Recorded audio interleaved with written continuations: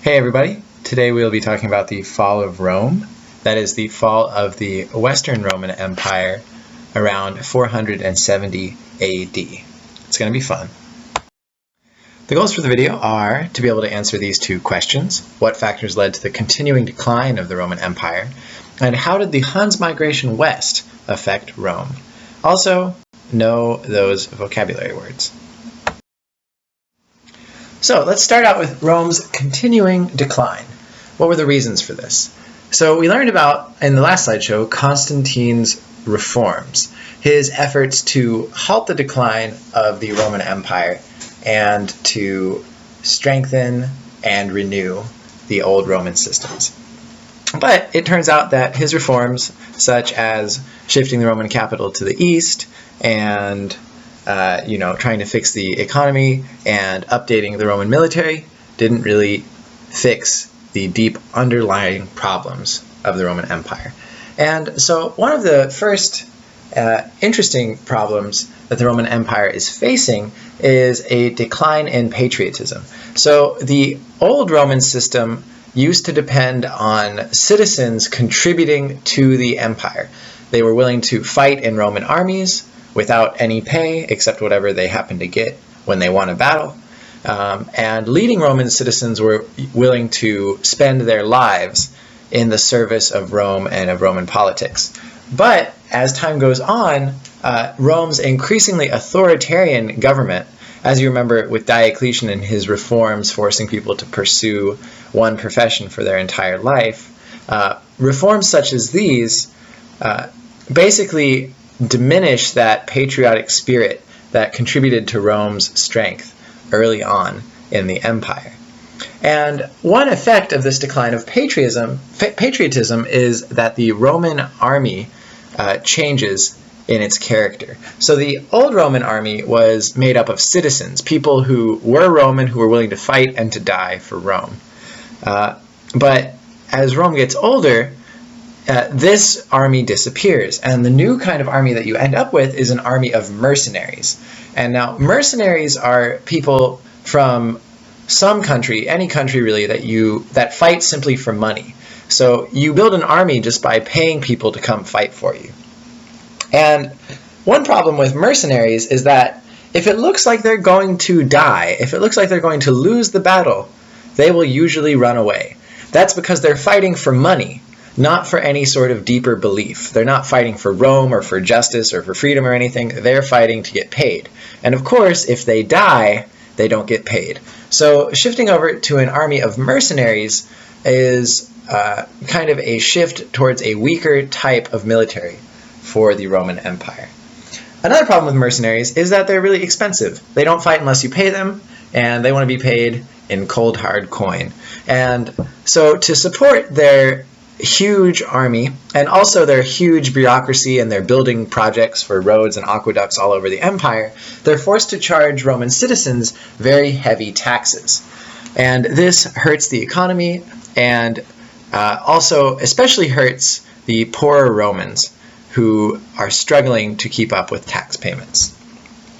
This leads to a stagnating Roman economy, and this combined with a heavy reliance on slave labor basically leads to total stagnation of the Roman system. There's very little effort to innovate or to increase productivity, and you see a disappearance of small Roman farmers and basically a huge divide between very rich Romans and extremely poor Romans and slaves.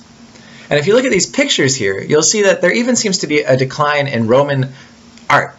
These two sculptures show the decline in the ability of Roman sculptors over time. So that first sculpture there is a sculpture from around 170 AD. It's a sculpture of the Roman co-emperor Verus. And over on the right, you see a much less impressive sculpture of a Roman emperor named Probus, who comes from the 4th century AD.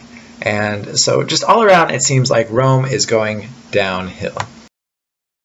But so now let's talk about the people who lived to the north of Rome. And these guys were known as the Germans.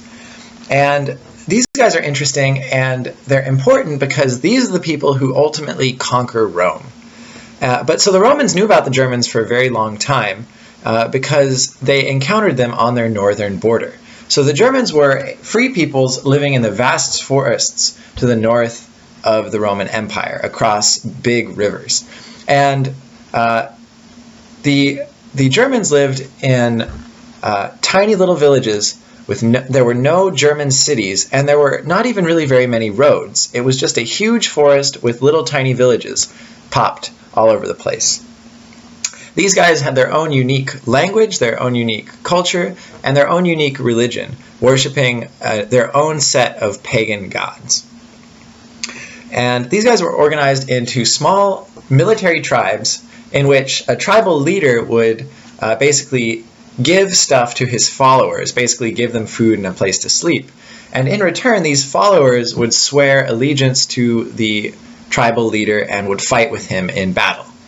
And so what's interesting about the Germans is the Romans were never able to conquer these guys.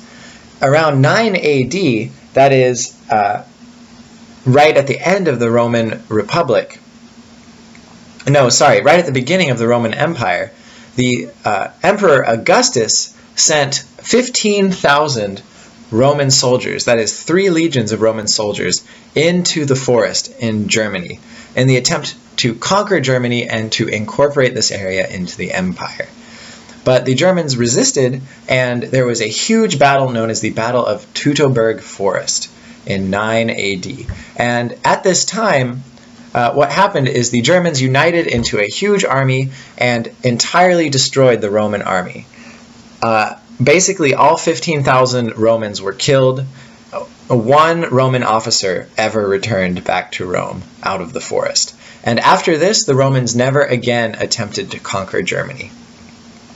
Later Romans respected the Germans as a brave and warlike people.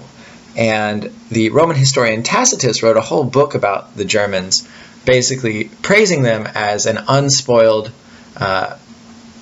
civilization that the Romans could learn something from.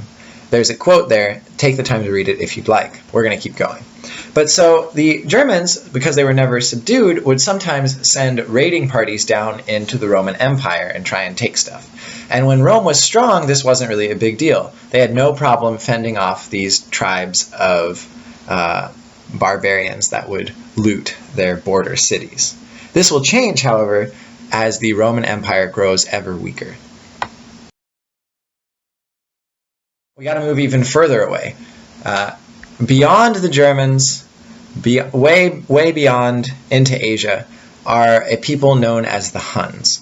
And these guys are one group of many groups of nomadic herding peoples who live in the steppes, that is, vast plains in Central Asia. And these guys existed for a long time, basically herding goats and cows and riding on horses and stuff. And they didn't really pose a threat to anybody until they were united under a single leader named Attila in 434 AD. And once they were united into a single band, they became an extremely powerful force. And the reason for this is that every single Hun had grown up riding a horse and shooting a bow and arrow. So that meant that every single Hunnish man was also an extremely well-equipped and well-trained soldier. And so once they united, they formed a military force that almost nobody could stop. And Attila leads them westward, basically conquering everything they encounter. What this leads to is a migratory domino effect. That is, every people that the Huns encounter also try to move west. And these people encounter other people, and those people also have to move west. So just a little shift by the Huns to the west sends a whole wave of people, especially Germans, heading south and west into Rome. And the Huns continue moving westward and eventually invade Rome themselves. And they defeat Roman armies, but eventually turn around without ever sacking the Roman city. The main thing the Huns do, though, is this domino effect of other barbarian peoples. And so the main thing for Roman history that the Huns do is they set off a wave of Germanic invasions. And so the Germans, who had been living more or less in a stable way in their forests north of Rome for hundreds of years, all of a sudden are forced to migrate south in huge groups.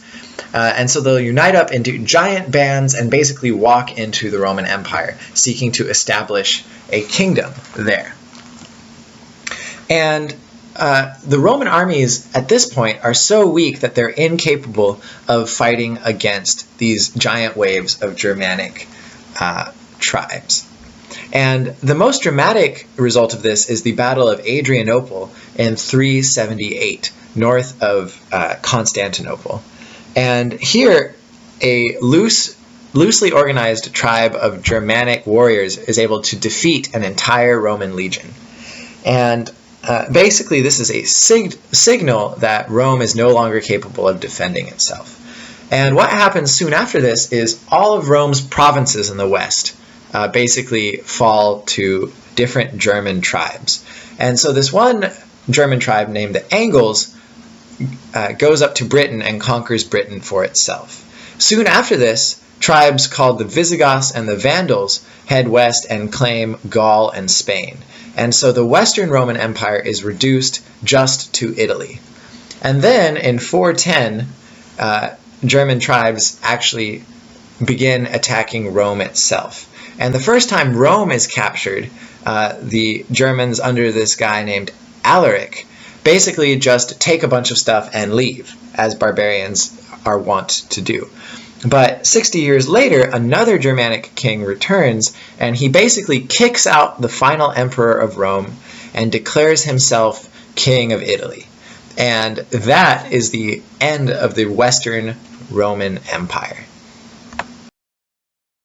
So after the fall of the Western Empire, what you get is a patchwork of tiny, poorly organized Germanic kingdoms. So you see there in the west, there are all these little tribes that basically carve up the Roman provinces. So these guys named the Ostrogoths take Italy, the Franks take what used to be Gaul, the Visigoths take Spain, and basically the Roman system disappears, and it's replaced by a tribal Germanic system. But in the east, the Roman Empire remains strong, and it soon becomes known as the Byzantine Empire, but it is the exact same organization that was at one point the Roman Empire. So when we speak of the fall of Rome, what we really mean is the fall of the Western Roman Empire, which had been the weaker part of the Roman Empire for many centuries. And so what we'll see coming up is the emergence of the Middle Ages and the feudal system and this patchwork of smaller kingdoms rather than a huge empire.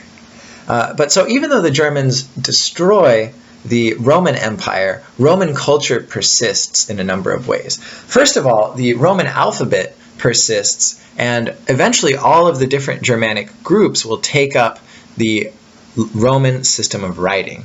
And many of their most learned people will also learn the Roman language, that is Latin. Another thing that's very important is the Roman religion, Christianity, never dies out. It remains, it keeps going in Rome itself, and eventually it will spread out and will convert all of these pagan Germanic kings into Christians. And so even though the Roman Empire itself is gone, many of the cultural values of Rome will persist and influence these new rulers.